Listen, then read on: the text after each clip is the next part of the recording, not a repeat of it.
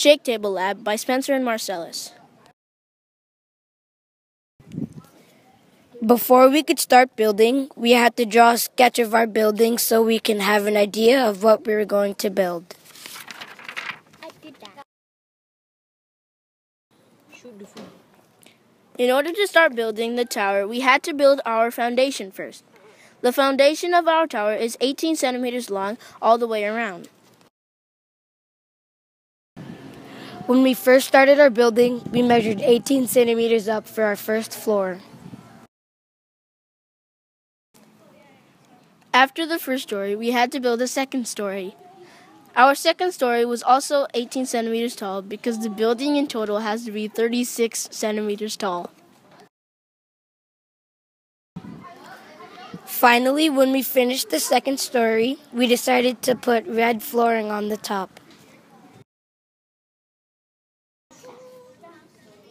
After we put the red flooring on the top, we had a couple of extra straws left, so we decided to add those for support on the bottom and top of the second story. We tested our building by putting 5 sandbags on our first story.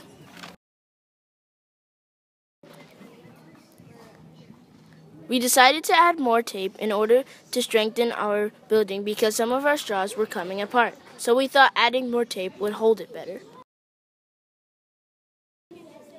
The strongest parts of our building were the sides with a lot of tape because those corners were what really helped our building stay intact. The weakest part on our building was the crossbar that splits the second story and the first story.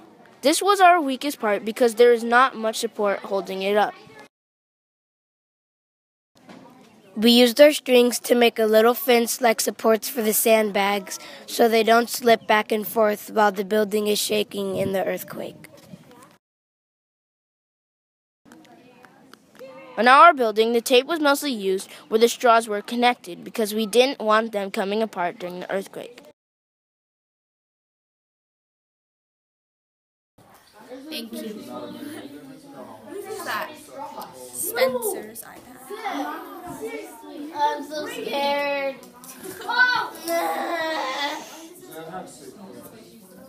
Cole.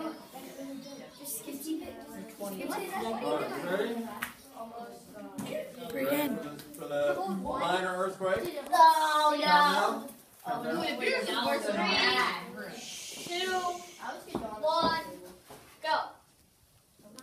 Oh, we're done. Oh, we're done. What? We're done. We're done. I left like streaming in. Oh, no. Come on. It's clicking. Count down. 3, 2, 1. Go. Oh, look at that. That's our step.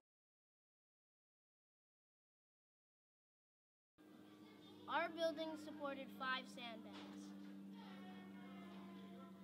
We failed on the major earthquake when Mr. C added the 5th sandbag. It failed right when he shook it like this, and then the whole building just collapsed on one side. I noticed that this X, and this X stayed together, but this one X that didn't collapse was the most sturdiest.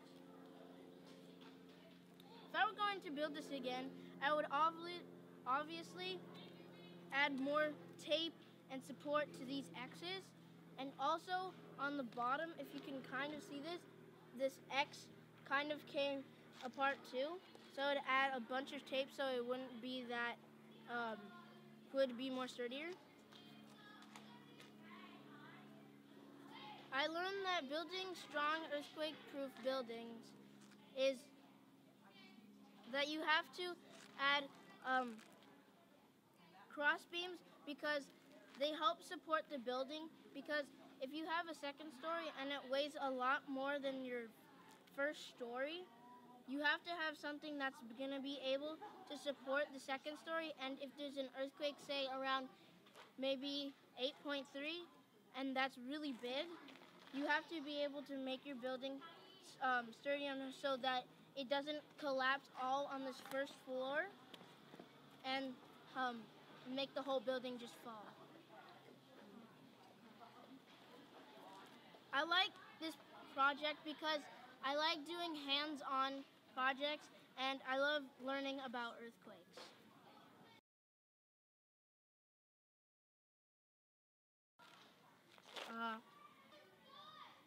Our tower held 5 sandbags. It failed when our tower failed when Mr. C added the 5th sandbag on the major earthquake. If I were to rebuild it, I would probably add more tape to these bottom ones because those are the ones that mostly fell apart. And the top part was, I'd keep the second floor the same because nothing really was wrong with it. It didn't fall apart or anything.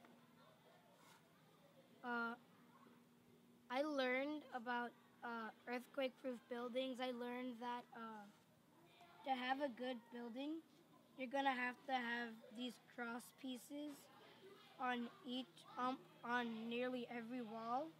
And if you're gonna have a second floor, you should most likely slant in your walls to make it more stable. I like this lab because it taught me how to make earthquake-proof buildings, and I got to see this thing collapse with all the sandbags on it.